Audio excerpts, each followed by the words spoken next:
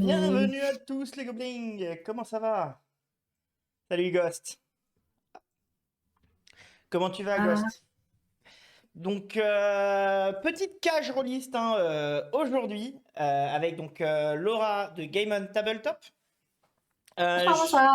j'ai juste faire un petit disclaimer, je vais l'épingler le message aussi. On a eu des grands soucis dans le jeu de rôle récemment autour des crowdfunding, notamment avec certaines histoires qui sont allées jusqu'à des procès quand même hein, récemment. On va éviter de catégoriser Game on Tabletop et Laura pour ça. Ils y sont pour rien. Je vous demanderai donc d'être correct avec, de ne pas crier au scandale dès qu'on parle de monnaie, d'argent. On va parler argent dans le jeu de rôle. De toute Ça, façon, c'est sûr.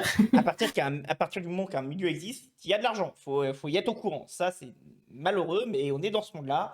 Donc, je vous demanderai d'être correct avec Laura. Donc, après cela, on va pouvoir commencer à te présenter. Pour commencer, Laura? Oui. Tu veux que je me présente là, c'est ça?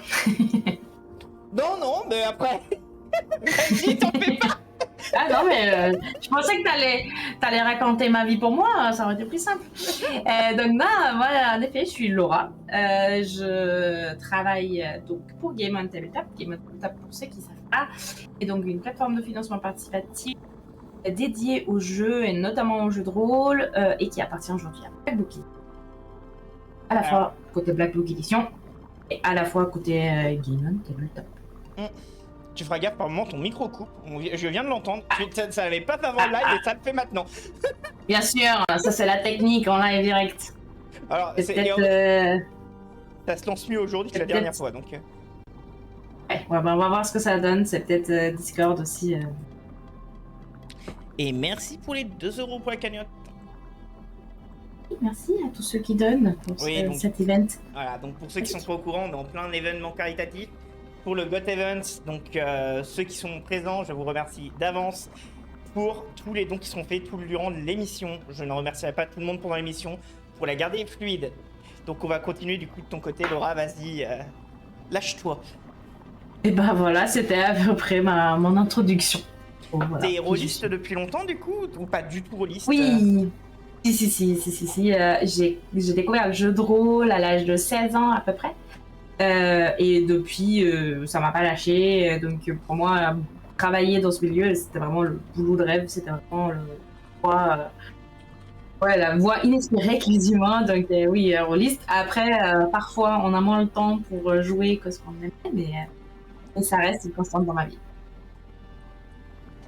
Ça, malheureusement,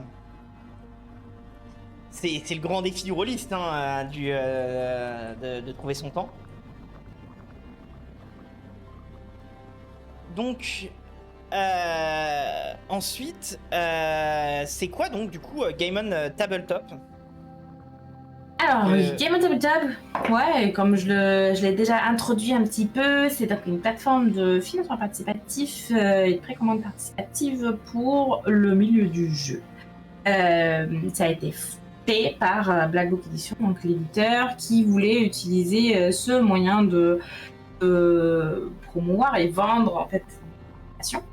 Et tout de suite, il y a eu de la demande qui est venue et qui s'est faite autour de d'autres créateurs qui voulaient utiliser la plateforme, avec le temps même à l'international, en Allemagne, etc. Et du coup, bah, ça a été vraiment créé comme une plateforme à part entière pour tout type de jeu. Donc aujourd'hui, Game On ne représente pas uniquement du jeu de rôle, même si c'est de loin la catégorie la plus présente sur la plateforme, mais on a aussi du jeu de société et des projets un peu annexes, que ce soit des actual play ou des projets associatifs, un peu tout ce qui est autour du jeu, ouais, de notre cœur de métier et de notre voilà, du milieu dans lequel on se situe. ok, c'est pas intéressant. Vous faites quoi exactement pour le jeu de rôle en fin de compte? C'est quoi le but de Game on Tabletop autour du jeu de rôle? Le but de l'existence de Game on Tabletop et pourquoi c'est important aujourd'hui que ce genre de plateforme existe, c'est pour justement soutenir la création et notamment dans un marché qui est quand même un marché niche, pardon, un marché de passionnés et un marché avec beaucoup d'innovation. En fait, au final, quand même, au fin de compte, on voit quand même au fil des années de nouvelles choses mais souvent par des petites structures, que ce soit des structures un peu professionnalisées, donc des éditeurs de jeux à proprement parler, ou des individus qui souhaitent réaliser leurs rêves et faire vivre ça. Eh bien, pour permettre ça, il faut des fonds, il faut du soutien, il faut qu'il y ait des gens qui puissent découvrir les projets qu'on a envie de faire et de les soutenir, parce que sinon il faut beaucoup de fonds initialement à avoir soi-même, à mettre dans ces projets-là, afin de les réaliser tout seul. Donc le but des précommandes participatives telles qu'on peut les trouver sur Gameon, c'est vraiment de présenter son projet, trouver des personnes qui peuvent être intéressées là-dedans et qui peuvent tout de suite avoir un impact concret dans le sens de, eh bien, ils vont pouvoir soutenir, devenir souscripteurs d'un projet, entre guillemets, le précommander, le préacheter et le rendre possible en réalité. Donc ça c'est le point principal, et en annexe ça permet aussi un peu de jauger de manière générale l'intérêt pour un nouveau jeu, que ce soit pareil pour un petit créateur qui se met tout seul, ou même pour un éditeur qui en fait peut vite se tromper dans le potentiel d'un certain jeu et voilà, faire un tirage trop grand, ou à l'inverse faire un tirage beaucoup trop petit et qui sera épuisé trop vite et créera du coup une indisponibilité rapide du jeu. Ouais, bien sûr. Et du coup, c'est ton métier à temps plein ou pas du tout? Alors, c'est mon métier à temps plein de travailler pour Black Book Edition. Et donc, une partie de ce travail-là, aujourd'hui, je suis pas toute seule, j'ai quelques collègues qui interviennent aussi. Voilà, donc ça dépend toujours en fonction des priorités de la journée, le nombre de projets qui sont sur Gameon, combien de temps ça va réellement prendre. Mais oui, je suis référente principale de la plateforme aujourd'hui. D'accord.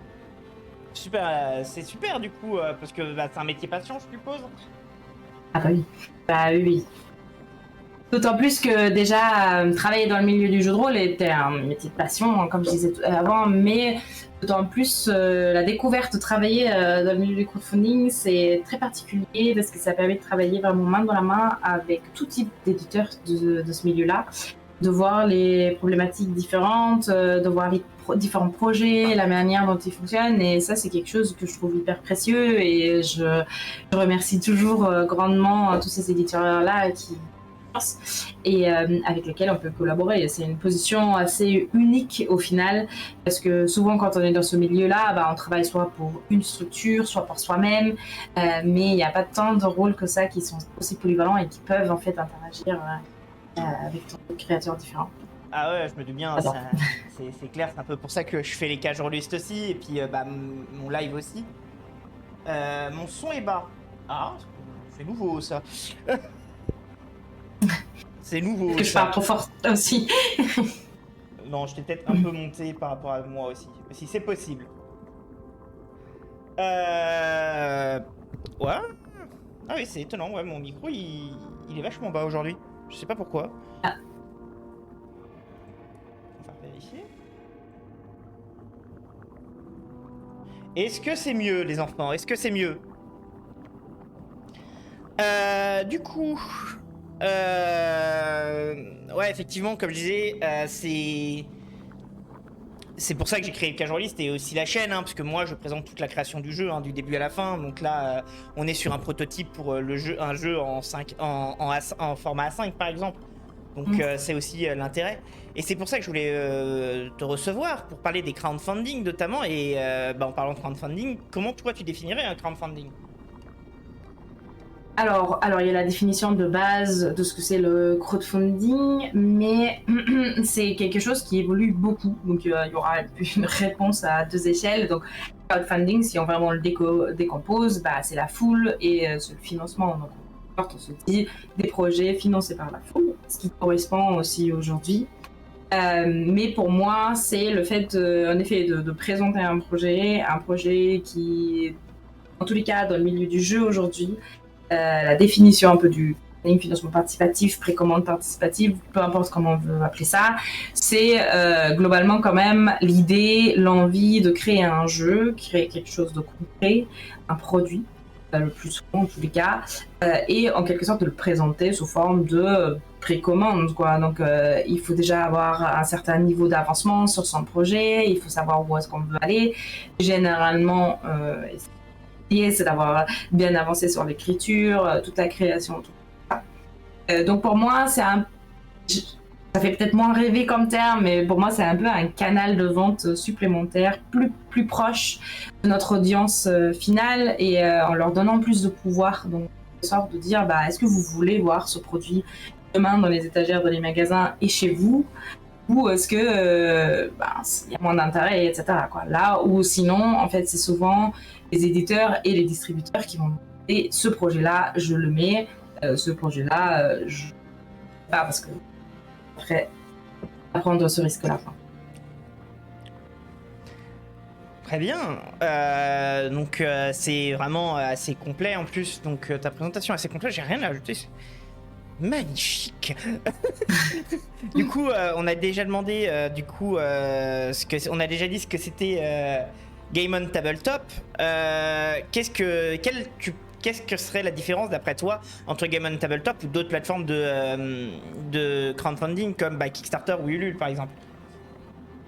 Du coup, là-dessus, il y a 2 volets qui nous démarquent vraiment. Le premier volet, c'est le côté dédié au jeu. Et du coup, ça vient de part d'un éditeur, ça a vraiment toujours eu cette vocation d'être pour le jeu, d'être pensé pour ça. Toutes les personnes qui gravitent autour, qui travaillent pour, viennent de ce milieu-là. Et en quelque sorte, alors, on est assez ouvert pour tout type de projet, que ce soit pour un jeu en directement ou un projet un peu en annexe, des accessoires, des associations, etc. Mais on va rester au sein de ce qu'on connaît en fait, parce que nous, notre plus-value, entre autres, va être aussi d'apporter à nos projets notre connaissance, de pouvoir savoir de quoi ils parlent quand ils nous parlent des difficultés de production, de livraison, des attentes des souscripteurs, etc. C'est que nous, on sait de quoi ils parlent et on peut vraiment connecter avec ça. Donc ça, c'est l'un des gros points. C'est vraiment ce ciblage ludique très spécifique. Ouais, le deuxième gros point... Oui, vas-y. Le fait que vous soyez plus proche de la cible, en fin de compte. Oui, voilà. Et que le métier, à toutes ces différentes étapes, on le connaît. On sait ce que ça implique. Et ça mène vers le deuxième point, c'est que ça a été conçu d'entrée de jeu à proposer aussi les outils qui permettent de faciliter toute cette chaîne de production. Quand on regarde des plateformes comme Kickstarter ou autres, eux, ils ont été créés pour accueillir un maximum de projets différents, donc avoir en quelque sorte une interface simple pour à peu près tout le monde. Mais du coup, ça vient aussi avec la problématique qu'il manque certaines pièces, il manque la possibilité de pouvoir calibrer des paliers ou vraiment la gestion des produits autant en détail que c'est la norme dans le monde du jeu. Dans le monde du jeu, les financements participatifs se ressemblent globalement, donc on va être toujours autour de produits, on va toujours être autour de goodies ou de paliers, de choses comme ça qui vont être présents. Et donc l'outil de Game on Tabletop a été conçu d'entrée de jeu d'avoir une interface qui permet de gérer tout ça. Donc on va tout créer, on va tout mettre en place, on va pouvoir gérer nos frais de port. En quelque sorte, on va avoir tout prêt, ce qui fait qu'à la fin de la campagne, techniquement, si le jeu est prêt, les commandes peuvent être exportées et envoyées le lendemain. Ah oui. Généralement, il faut d'abord faire le projet, mais techniquement parlant de la donnée qui est disponible sur Game On, tout sera déjà préparé en détail. Et ça fait une grosse différence sur des plateformes, notamment Kickstarter qui était quand même leader un peu du financement participatif, où là il fallait toujours avoir un système de pledge management ultérieurement pour venir renseigner son adresse, payer les frais de port, etc. Oui, bien sûr. Donc ça rajoute quand même beaucoup de lourdeur dans la gestion. C'est les 2 gros démarqueurs de notre. Okay. Et après, voilà, on est une petite équipe francophone et on essaie d'être proche des créateurs qui sont là. Voilà, donc ça. Vous êtes combien dans l'équipe ? Alors, de personnes qui aujourd'hui interviennent, on est 4 personnes qui vont intervenir dessus. Après, pas tous à plein temps, hein, c'est qui vont aussi avoir d'autres vocations chez Black Book notamment. Mais voilà, comme ça, on peut se relayer un peu sur le sujet. Ok. Et du coup, tu parlais que l'intérêt quand même de Game on Tabletop, c'est le fait que vous vous impliquiez quand même dans le jeu, dans la création, que vous connaissiez le produit. Vous vous impliquez à quel point? Qu'est-ce que vous amenez aux créateurs en fin de compte dans votre expertise?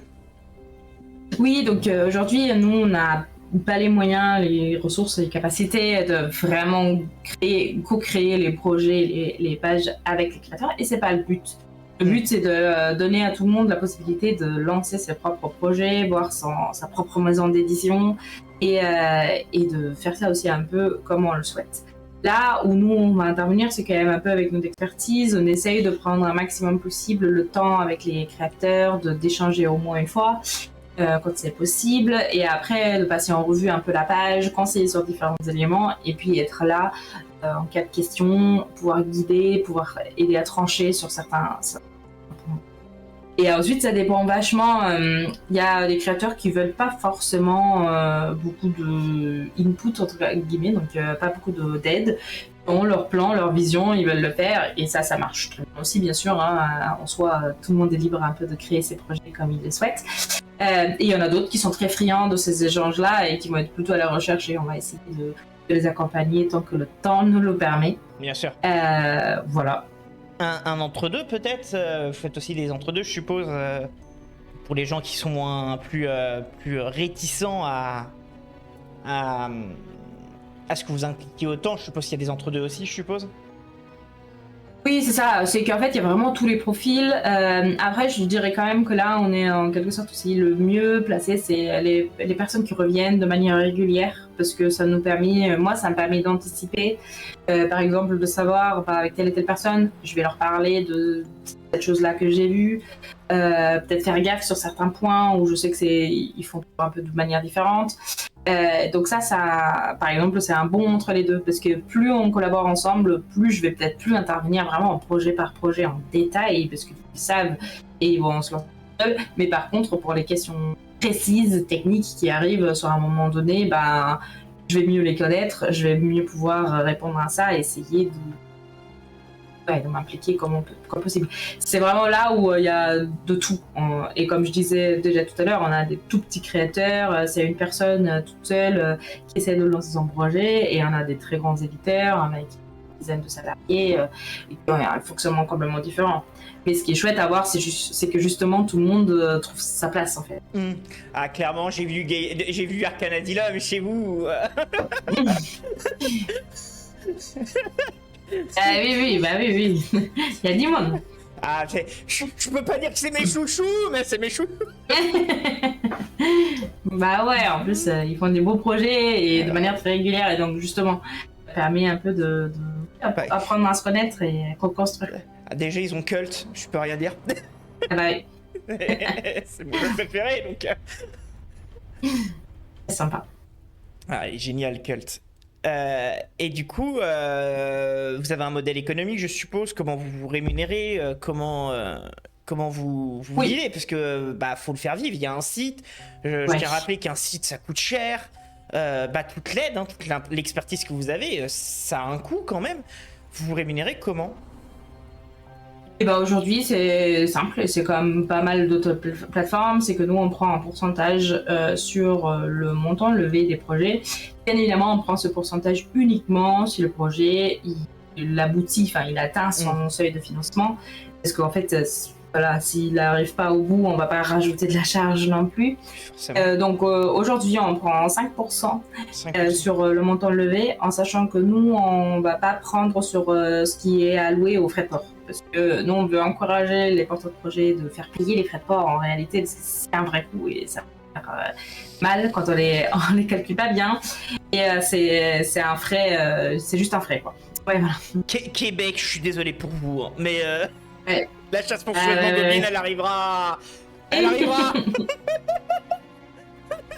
Mais c'est ça, on peut vite se faire avoir. C'est pour ça qu'on a mis dans l'interface tout un tableur de frais de port et tout. Faut bien nous renseigner, et voilà, nous on a essayé de faire ça avec le fait que nous on prenne pas notre commission là-dessus, ce qui n'est pas le cas de toute plateforme non plus. Ouais. Après, en supplément de ça, il y a les frais de paiement sur lesquels nous, par contre, on prend comme commission. Et puis pareil, il n'y a pas de transaction, il n'y a pas de minimum, il n'y a pas de frais de transaction, il n'y a pas de... Voilà, Ok. juste ces 5 là pour les finances. Parce que même 5%, c'est moins que certaines plateformes. Hein. Oui, globalement, voilà, on est quand même très très bien placé. C'est aussi possible, entre guillemets, parce que la plateforme a été initialement créée pour l'éditeur Blackbook. Donc en fait, une partie de ça a pu être amortie avec ça. Mais comme tu as pu le dire tout à l'heure, hein, c'est des très bons frais, les frais de serveur, les frais de maintien, les frais d'accompagnement, les frais de développement, etc. C'est...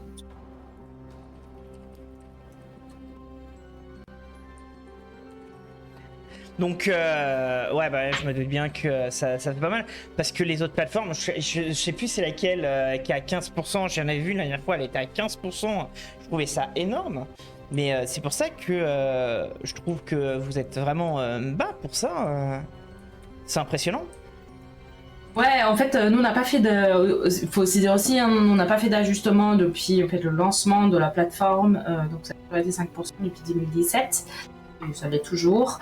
Ce qui a été rajouté, c'est la marketplace, où là, c'est un peu plus cher. C'est à hauteur de 20%.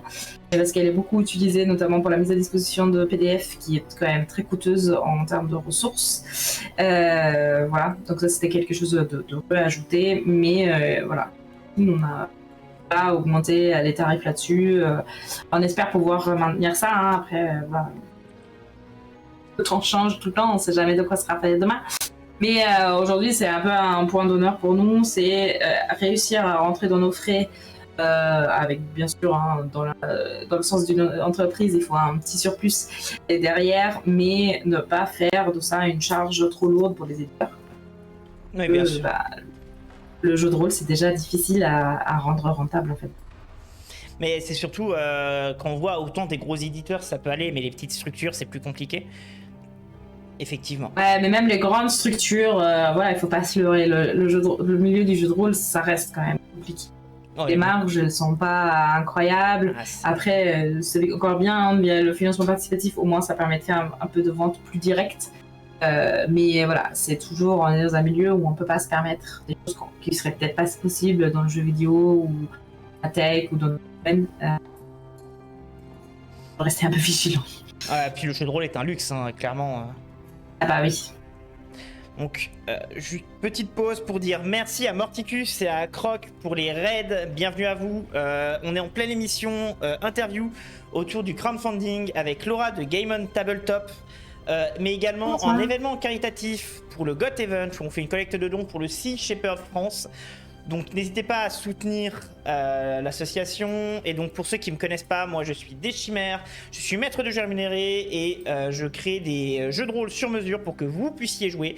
Et une fois par mois, on a une émission qui s'appelle la Cage Rolliste, comme aujourd'hui, où on va créer ensemble une émission débat autour d'un thème aujourd'hui, le jeu de rôle et les crowdfunding. Donc du coup, de notre côté, Laura, petite question maintenant. Vous avez des critères de sélection, je suppose, pour le crowdfunding? Oui, alors on essaye bien sûr d'être accueillant sur notre plateforme, mais l'un des premiers critères, ça va être de la proximité avec notre et notre milieu. Donc voilà, si on est vraiment trop loin, ça n'a rien à voir avec le jeu, ça peut être un critère d'exclusion. Hein. Par exemple, si on fait, je sais pas, des Tupperware, quelque chose comme ça, sauf si c'est peut-être des Tupperware personnalisés avec des débats dessus, ça se discute encore. Mais voilà, ou un gadget tech qui n'a rien à voir avec nous, ben ça va pas avoir sa place ici. Donc ça c'est un critère. Après on regarde quand même un peu la structure des projets. De manière générale, on n'est pas très fermé. On essaie de donner beaucoup de conseils sur comment nous on ferait. Mais on va pas forcément être bloquant, même si au final les créateurs choisissent de faire ça un peu autrement, de demander plus d'argent, de présenter leur page comme ils le souhaitent, parce que même nous, on peut des fois être surpris et voilà, on veut laisser de la chance. C'est juste qu'on va essayer d'assurer un peu le coup pour que au moins les projets se débloquent pas tout de suite, que ce soit quand même un peu sérieux, etc. Et après, voilà, on a une petite charte sur notre site, tout ce qui est un peu contenu haineux ou à caractère illicite, ça, bien sûr, ça n'a pas sa place sur... Des jeux comme, alors je sais pas si tu connais Vice et Violence, hein, qui est un jeu de rôle érotique, c'est peut-être moins présent aussi sur la chaîne, sur le site. Alors, des jeux de rôle érotiques, on en a eu. C'est juste que nous, on n'a pas de flag dessus, donc c'est surtout sur la manière de comment c'est présenté. On peut pas avoir d'images pornographiques, bien sûr, Oui, bien sûr, sur une page de campagne. Mais voilà, il y a eu, par exemple, des porteurs de projets allemands qui ont abordé le sujet de la romance et de la sexualité dans un de leurs jeux. Et voilà, ils avaient en quelque sorte censuré un peu les images. Mais voilà, tant qu'on part pas dans quelque chose qui est en fait pas autorisé dans la loi, ou voilà. Parce que j'ai pensé... ça c'est sûr que ça va être con. Parce que j'ai pensé à Vampire the Masquerade, qui est quand même pas mal tourné autour de ça, Werewolf aussi un peu plus. Et après des jeux qui sont totalement érotiques, hein, comme justement Vice et Violence, où j'ai des sessions en ce moment qui me sont payées pour. Oui. C'est pour ça que Siami a fait penser. Ok. Oui, non, mais après, techniquement, voilà, tant que les sujets sont traités de manière correcte et qu'on fait pas l'apologie de crimes, voilà. Oui, bien sûr. Au final, après, chacun choisit de jouer. Ok, et du coup, t'as des exemples de campagnes qui t'ont particulièrement marqué, des campagnes plus innovantes ou plus mémorables qui t'ont marqué? Alors, bon, il y en a toujours des campagnes qui vont me marquer. Je pense l'une qui m'a vraiment plu, pas tout au début, mais assez au début du lancement de Game On, c'était une petite association belge, il me semble, qui avait fait en fait un financement pour leur association parce qu'ils avaient la possibilité de racheter le lieu, il me semble, et en fait c'était juste chouette de voir un tel lieu de passion et drôliste se créer via ce moyen-là, et l'équipe était incroyable, ils étaient à fond derrière et tout, donc ça c'est des projets que j'aime aussi personnellement voir un peu ce qu'il y a en annexe derrière. Après voilà, c'est aussi un énorme plaisir d'avoir des projets sur notre plateforme de jeu que j'adore, que j'achète moi-même, auxquels je joue. Enfin, ça c'est toujours un plaisir personnel, bien sûr aussi, de voir tout ça, quoi. Il y en a trop pour tout citer. Ah bah ça toujours, hein, surtout dans cet univers-là où c'est magnifique. Un projet en cours actuellement, peut-être que tu aimerais peut-être plus mettre en avant, un projet qui te passionne en ce moment? Alors là actuellement en cours, on va avoir déjà la réédition de Pendragon. Alors même si j'ai jamais joué encore, mais c'est quand même un JDR historique actuellement chez les Dead Crows. Et puis bien sûr, alors après là c'est un peu biaisé parce que je travaille aussi pour eux, mais Chroniques oubliées contemporains qui est également en cours actuellement. Jeu que j'adore, enfin ça c'est mon jeu de rôle de édition pour quasiment tout, donc ça fait plaisir de voir une deuxième édition. Et en plus de ça, on a actuellement un cours à une nouvelle édition de Too Many Bones, enfin une extension de Too Many Bones, donc c'est un jeu de plateau plutôt, des amis de chez Lucky Duck. Et j'adore. Alors j'adore déjà toute l'équipe, et j'avais déjà soutenu dès le premier Too Many Bones. Et en fait, c'est un jeu de société, mais assez proche du jeu de rôle, en fait. On va jouer des aventuriers, on va aller fighter des monstres. Très chouette et très contente de leur succès. C'est super sympa, ça. Donc là, on est du coup Chroniques oubliées, le contemporain. Oui. En plus, il a l'air d'avoir un petit succès, hein, parce que 800% du projet, c'est magnifique, hein. Bah ouais, c'est sûr que Chroniques oubliées, c'est une marque bien implantée, donc c'est sûr que ça plaît, on est content de pouvoir faire une deuxième édition déjà, mais c'est aussi, globalement, Chroniques oubliées reste un jeu qui est intéressant, justement, parce que je sais pas si c'était un sujet qu'on allait aborder, mais s'il y a un peu la place du financement participatif vis-à-vis du commerce classique, et là, par exemple, on est typiquement sur un jeu qui va aussi avoir sa vie en boutique, et l'un n'empêche pas forcément l'autre. Ah oui, bien sûr. Le financement participatif permet une meilleure sortie, un produit plus qualitatif qui plus tard va avoir sa vie dans les étals, en fait. Bien sûr. C'est chouette. Tu seras heureuse d'apprendre que quand on a fait avec deux autres MJ, donc Julien de Devenir Game Master et Silky Nael de Silky Nael TV, une tier list des jeux de rôle pour débutants, clairement, vous êtes passé bien au-dessus de D&D, hein, du classique D&D. Et dans Ça fait plaisir, mais... Et dans ma tier list personnelle des jeux de rôle que j'apprécie, vous êtes très loin au-dessus également. Hein, petite chose comme ça, j'ai un gros problème avec D&D, hein, pour ceux qui suivent la chaîne, vous le savez. Ah, ça c'est après les préférences personnelles, après ça fait toujours plaisir d'entendre, c'est sûr, ça c'est plaisant. Je trouve vraiment, donc on oublié le petit format et tout, moi ça m'a conquis à l'époque quand je suis arrivée chez Black Book. Ça reste aujourd'hui encore tournable. Mais bon, je suis pas biaisée, je suis un peu biaisée et je préfère le préciser quand même. Ouais, mais ça c'est normal, moi je le dirais toujours, la chasse monstrueusement Goblin est bien meilleur que, par exemple, Gobelins qui s'en dédient, en univers entièrement tourné autour des gobelins. Mais forcément, on n'en est pas... Mais après, c'est nos projets. C'est différent. Voilà. Et Gobelins qui s'en dédient, hein, c'était sur Game, donc... Gobelins qui s'en dédient, on a reçu l'illustrateur, hein, Trinx, sur la chaîne. Ah, ouais. Donc, pour parler justement de l'illustration dans le jeu de rôle. Et donc du coup, une évolution des nouvelles fonctionnalités que vous prévoyez sur Game On pour le futur. Et quelles sont vos ambitions pour 2025 peut-être? Ouais, alors les ambitions sur 2025, c'est toujours c'est les grandes questions. On est une petite équipe, on voit comment on avance petit à petit. C'est pour ça qu'on ne communique pas trop en amont sur le gros roadmap.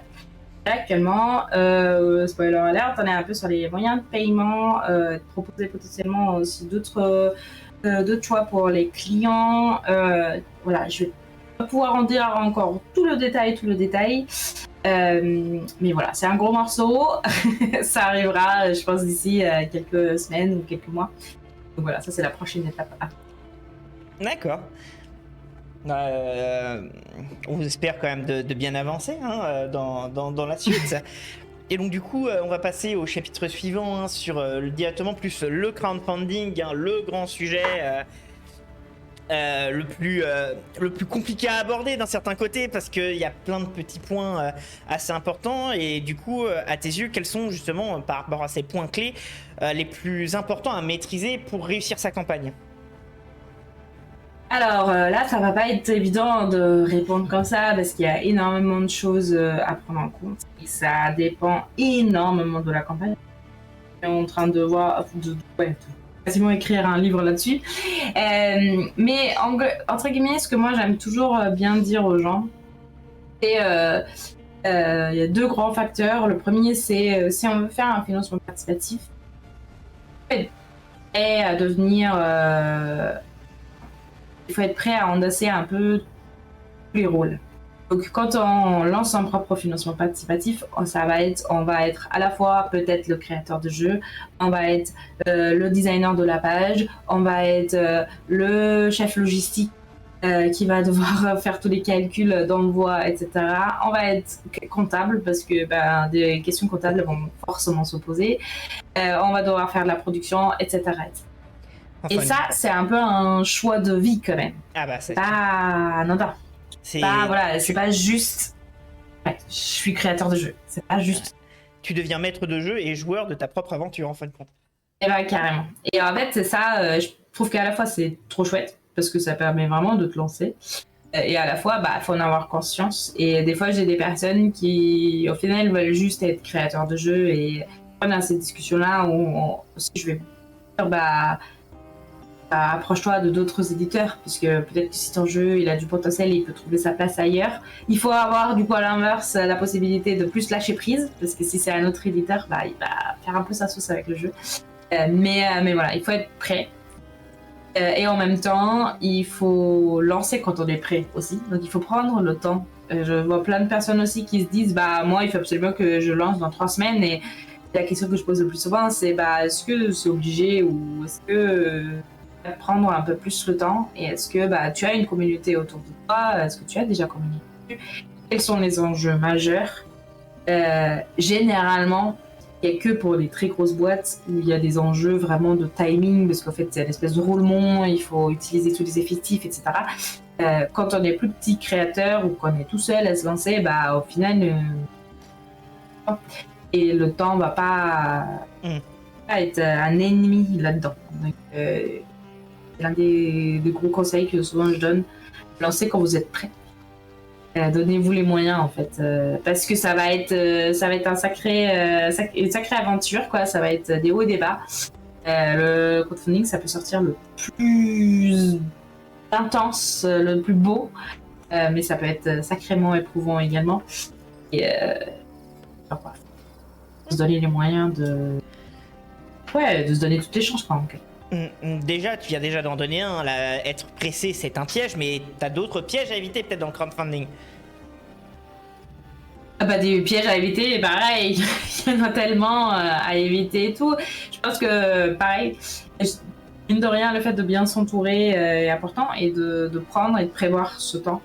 Parce que ça, c'est ce qui mène souvent vers des éléments qui vont plus tard mener vers un échec, entre guillemets. C'est, voilà, peut-être qu'on a prévu le temps pour la campagne, mais on n'a pas forcément prévu le temps d'après. On n'a pas forcément prévu le temps de finaliser tout ce qu'on a promis. Ou on n'a pas préparé son environnement à ça non plus de manière active. Dans le sens de, on va être beaucoup pris par ça. On va être peut-être absent dans la famille, auprès des amis ou autre, quoi. Et on a besoin de notre écosystème, on a besoin de personnes qui nous soutiennent. Donc ça, c'est un gros piège. C'est de s'isoler, de rester tout seul. Et de pas avoir de personnes avec qui échanger aussi. Qu'est-ce qui se passe en fait si le projet ne marche pas aussi bien que espéré, et toi, ça va t'affecter personnellement. Tu vas très probablement mal le vivre, peut-être stressé, peut-être que tu as déjà mis de l'argent dedans, que tu n'es pas sûr de revoir. Et à ce moment-là, il faut que tu puisses te tourner vers quelqu'un. Que ce soit de ta moitié, ou que ce soit des amis, ou est-ce que ce soit des collaborateurs qui travaillent avec toi là-dessus. Il ne faut pas être seul dans ces moments-là, parce que ça peut créer réellement un peu la détresse psychologique. Et plus tard aussi, et ça où on voit des retards ou autre, c'est ne pas avoir anticipé le temps que ça va prendre de finaliser un projet, et de ne pas mettre ces ressources-là, entre guillemets, au bon moment. Ça donne un piège. Après, il y en a plein de petits pièges, mais ça, on en aura pour 5 heures de discussion peut-être. Et du coup, une durée idéale peut-être pour un financement, il y a des durées plus ou moins... Alors, en Europe ou en France plus particulièrement, je dirais que la moyenne conseillée, que moi je conseillerais sur quelqu'un qui lance son premier projet ou qui lance pas souvent des projets, serait d'à peu près 3 semaines. 3 semaines, pourquoi je dis pas 4 semaines? Parce que 3 semaines c'est beaucoup, c'est fatigant. C'est un peu le max qui est tenable vraiment intensément. Donc après il y a des personnes qui, moi 6 semaines etc, tout dépend du contexte.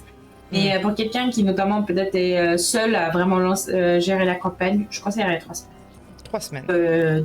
2 semaines c'est aussi envisageable. Quoi.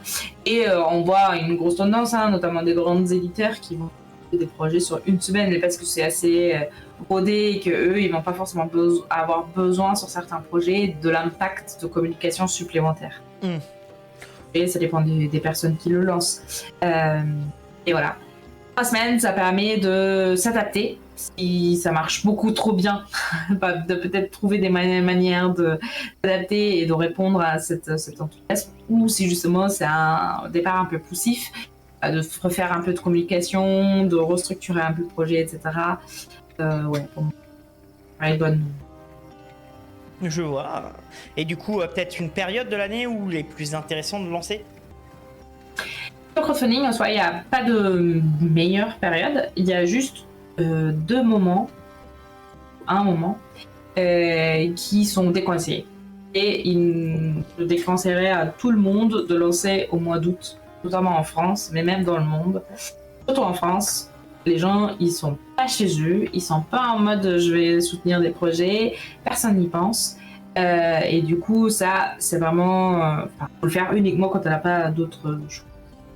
Il y a aussi la période de Noël concrètement qui a longtemps été un peu mal vue entre guillemets parce que les gens ils sont en train d'acheter du concret, des cadeaux concrets, ils veulent des trucs tout de suite, ils veulent pas forcément acheter quelque chose qui arrivera et qui pourront pas mettre sous le sapin cette année. Mais ces dernières années ont quand même révélé que c'est de moins en moins vrai Mais aussi, je pense que notamment parce qu'il y a de plus en plus de personnes en fait qui sont vraiment leurs habitudes d'achat et qui à la limite se font plaisir eux-mêmes à travers des financements pour la fin de l'année. Ils se disent voilà, c'est la fin d'année, j'ai peut-être eu mon 13e mois, enfin pour ceux qui sont chanceux, etc. Mais ils se disent bah là il y a un projet qui me tente bien, et ben je vais plutôt me prendre un all-in que peut-être un petit projet. Et du coup on a eu de manière assez régulière des projets qui ont fait des bons scores sur cette période-là, qui avant faisaient vraiment partie des périodes que je déconseille.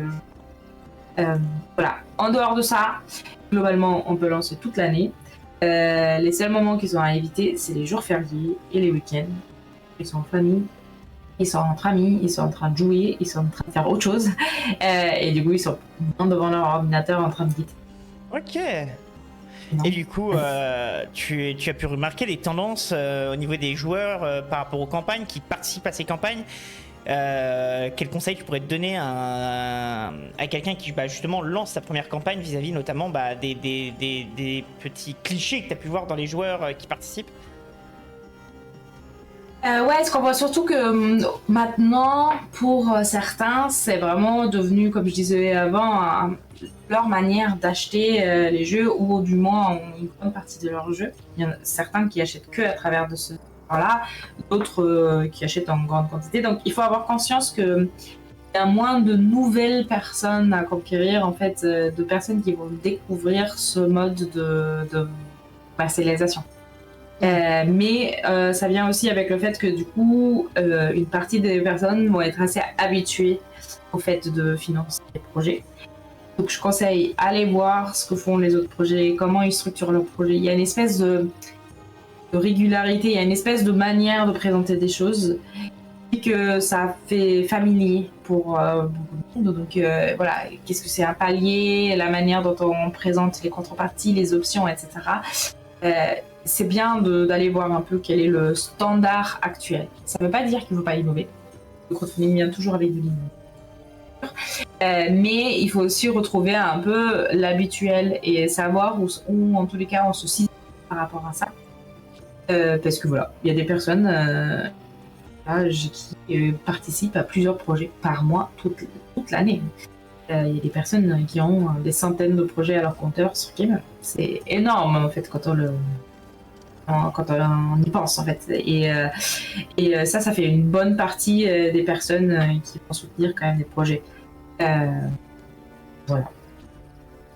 Tout ça, c'est un peu ce qui a changé sur ces dernières années. C'est vraiment une génération crowdfunding, quoi, en quelque sorte.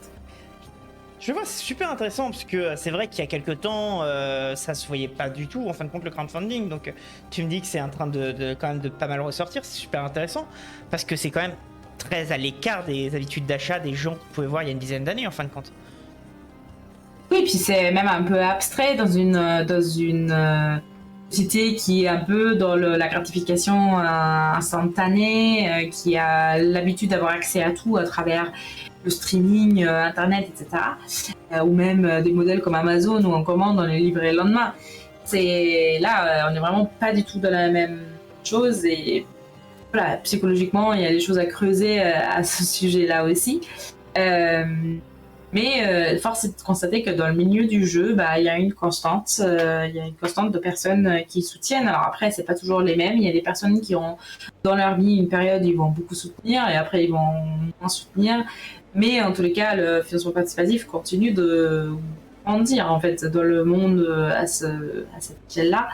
Et aujourd'hui, on peut plus en faire abstraction. C'est devenu un vrai moyen de commercialisation, et c'est grâce au financement que plein de jeux ont vu le nez en fait ces dernières années, qui n'auraient pas existé sans ce mode de vie.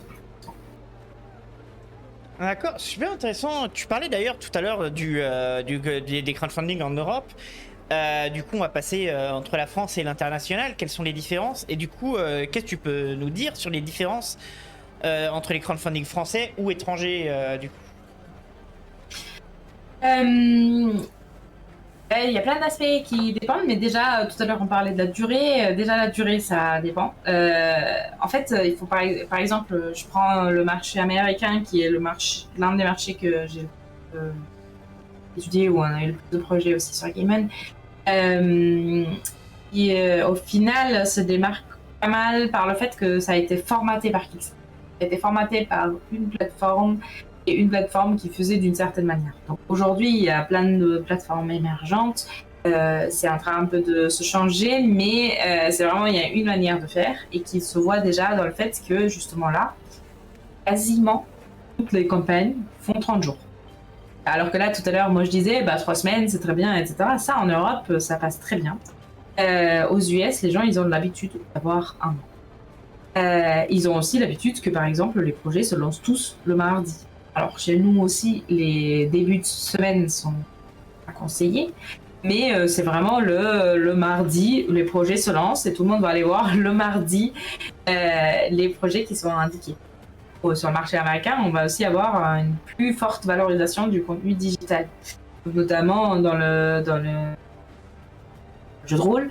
Tout ce qui est PDF, c'est plus valorisé là-bas, c'est plus cher souvent en termes de palier. Alors, pas systématiquement, mais de manière un peu, si on fait les moyennes.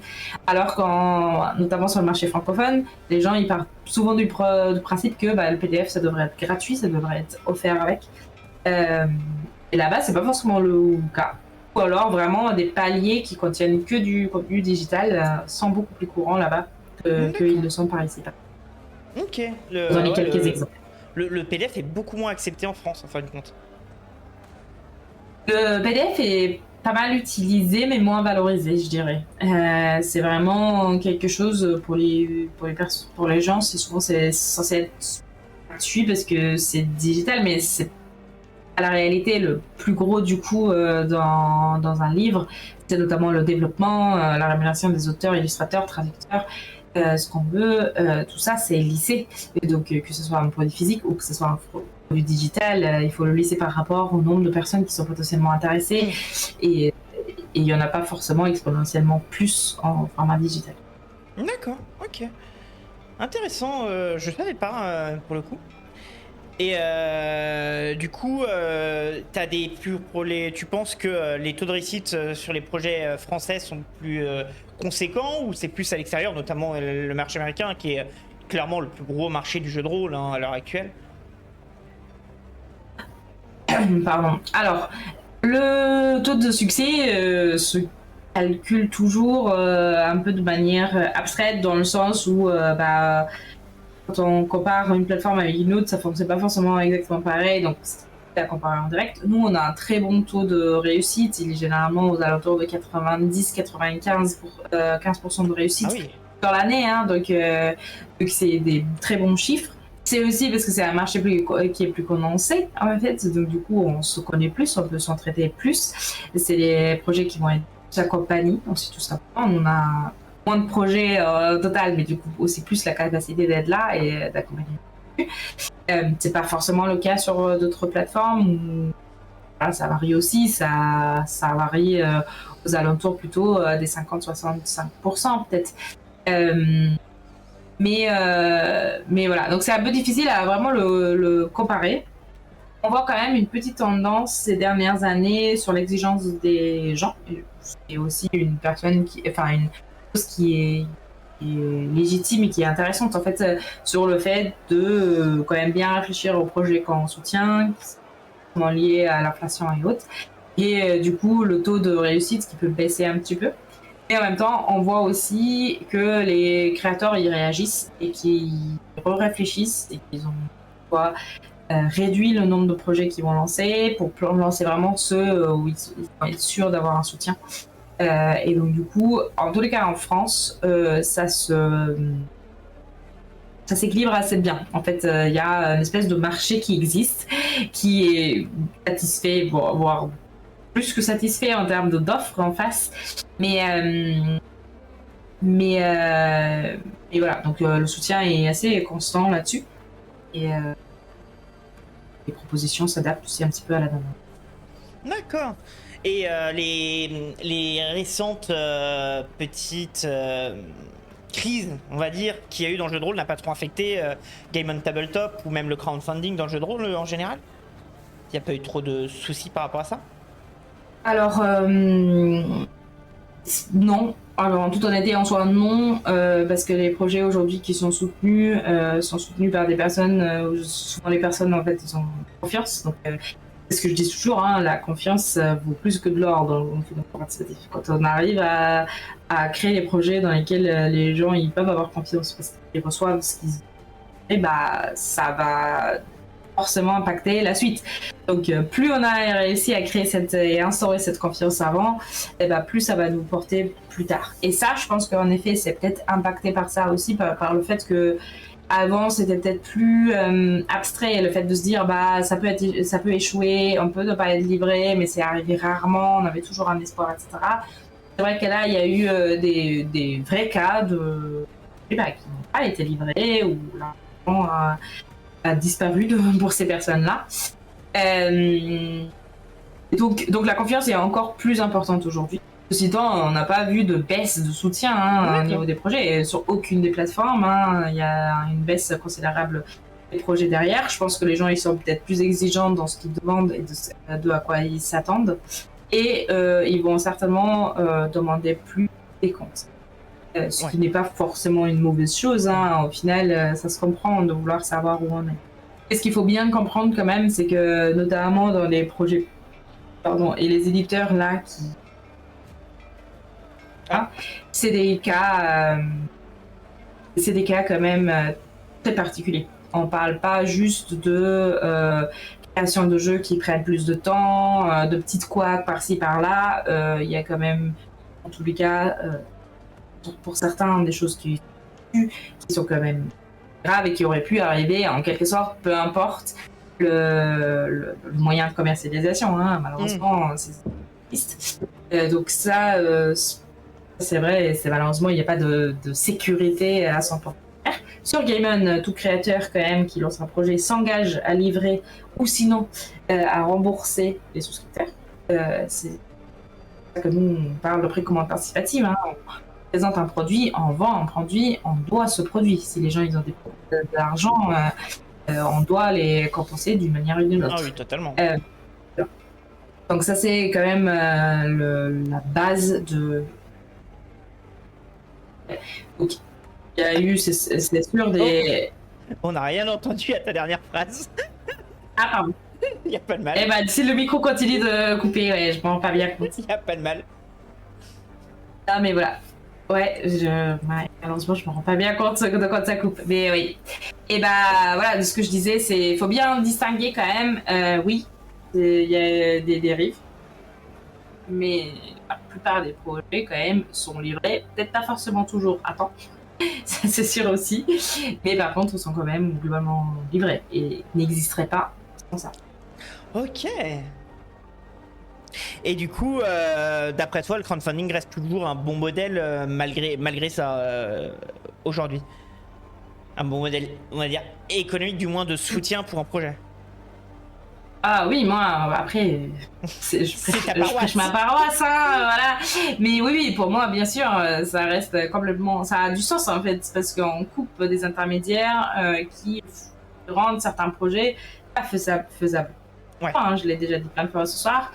Et c'est grâce à ça que certains projets existent, tout simplement. Et c'est pour ça que moi, je pense qu'il y a toujours du bien. Après, c'est bien de rester vigilant et d'observer un peu ces évolutions-là. Mais en soi, c'est formidable d'avoir son mot à dire en direct sur les projets qu'on veut voir. En fait. Fondamentalement, je trouve quelque chose de libérateur et d'intéressant. Ok.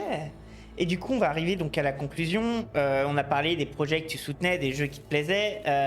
Dans les sorties de 2024, vraiment de 2024, les jeux qui sont sortis, qui ont été déjà livrés, un projet qui t'a peut-être un peu plus attiré récemment? Ah bah, pareil, je vais être un peu biaisée, mais parce que vraiment, réellement, c'est mon jeu de rêve. Moi, c'était la sortie de Chronicles Oubliées 2. C'était pour moi le jeu que j'attendais le plus et que j'ai eu. En l'occurrence, il y a vraiment ça. Et sinon, là, sur l'année 2024, c'est surtout du jeu de société, mais sorti hors financement qui m'a marqué. Voilà. Il y a eu de belles sorties cette année. Voilà. On a eu des trucs magnifiques. Je collectionne les jeux de société aussi, donc voilà. Souvent l'un va avec l'autre, un jeu de rôle et jeux de société vont ensemble. Le jeu de rôle est un jeu de société de toute façon. Donc, Ah oui, carrément, pour moi c'est dans la même veine. Mais oui, voilà, faut les oublier. Bon, de loin, c'était un grand événement pour moi de le recevoir. Et du coup, pour conclure, où est-ce qu'on peut vous suivre, hein, Game on Tabletop, ses actualités, les jeux qui arrivent, on peut vous suivre où? Alors, le meilleur moyen, c'est directement sur notre site internet, donc gameontabletop.com. Et il y a d'ailleurs directement accessible dès la page d'accueil une section à venir dans laquelle on voit les projets à venir. Donc, c'est le meilleur endroit pour arrive. C'est possible de s'inscrire sur notre newsletter, notamment quand on ouvre un compte. C'est nous que je peux conseiller parce que vraiment là, on peut pas rater les projets si on est inscrit. Donc c'est ça. Et après, on est présent sur Facebook, sur Instagram, avec Gameon, où on pourra passer les projets également mise en avant. Il y a même une chaîne YouTube qui existe, qui aujourd'hui, il y a moins de nouvelles vidéos, mais il y a des échanges qui sont chouettes avec certains créateurs, certaines infos aussi sur Gameon, comment ça fonctionne, le financement. Donc ça vaut toujours le détour. Super intéressant. Et alors, dans la section à venir, les enfants, nos petits chéris d'amour de chez Arcane Asylum ont mis Shadow Dark, donc n'hésitez pas à aller y voir. N'hésitez pas, surtout pas, ouais, ça a l'air très bien ça. C'est du Arcane Asylum après tout. Bah ouais, mais c'est aussi un univers qui donne envie. Clairement. Et du coup, je te remercie énormément. Au final, on a mis moitié moins de temps que prévu. Enfin, voilà, c'est l'efficacité allemande, voilà, c'est là. Donc, merci à toi. Je vous inviterai donc à aller voir sur Game on Tabletop, allez suivre. Il y a des projets super intéressants pour ceux qui aiment le jeu de rôle et le jeu de société, hein, que ce soit pour de plus gros projets ou des plus petits projets en famille ou juste pour des passionnés. C'est super intéressant. Vous trouverez pas mal de belles choses. Un petit mot de conclusion pour toi, peut-être? Eh ben, merci de m'avoir invité, c'était un plaisir. Ça fait aussi plaisir de faire rayonner dans un événement caritatif pour ces chercheurs, etc. Donc, merci à tous ceux qui ont écouté. N'hésitez pas, s'il y a des envies, s'il y a des créateurs, créatrices là, qui veulent se lancer, Gameon, on est toujours là pour vous accompagner. Donc, hâte de voir les futurs jeux qu'on va avoir sur notre plateforme. Très bien, donc moi il ne me reste plus qu'une seule chose à vous dire, c'est que la plus grosse erreur que vous pouvez faire, c'est de ne pas jouer. Ciao tout le monde.